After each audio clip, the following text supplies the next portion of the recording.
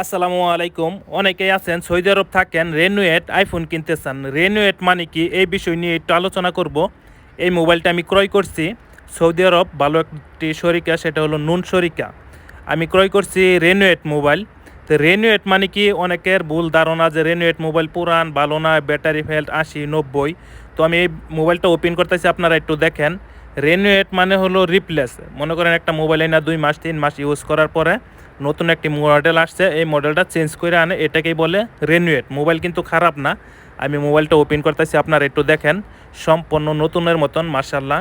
দেখেন মোবাইলটা আমি ওপেন করতেছি। তবে রেনুয়েট যদি কিনেন, আপনি সৌদি আরবের প্রায় 1000 থেকে 1200 রিয়াল নতুন মোবাইলের চেয়ে কম দামে পাইবেন।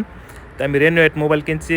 আমি মনে করি আলহামদুলিল্লাহ মোবাইল মোটামুটি ভালো। দেখেন আমি যে মোবাইলটা ওপেন করতেছি, এটা হচ্ছে আইফোন 12 প্রো ম্যাক্স। মাশাআল্লাহ অনেক সুন্দর, একদম চকচকা নতুন। আপনি মোবাইলটা দেখলে মনে করবেন যে এটি মনে হয় নতুন মোবাইল।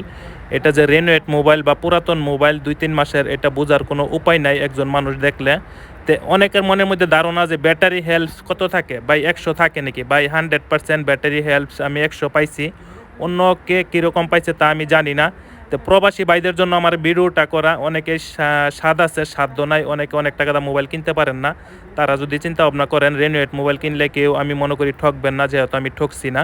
তো যারা প্রবাসী ভাই আছেন, আপনারা রেনুয়েট মোবাইল কিনে আপনার মনের ইচ্ছা আপনি পূরণ করতে পারেন। তো অনেকে ভাবেন যে আমি মনে হয় কোম্পানির বিজ্ঞাপন করতেছি, না ভাই। আমি যেরকম পাইছি এরকমটাই আপনাদেরকে বললাম। ধন্যবাদ।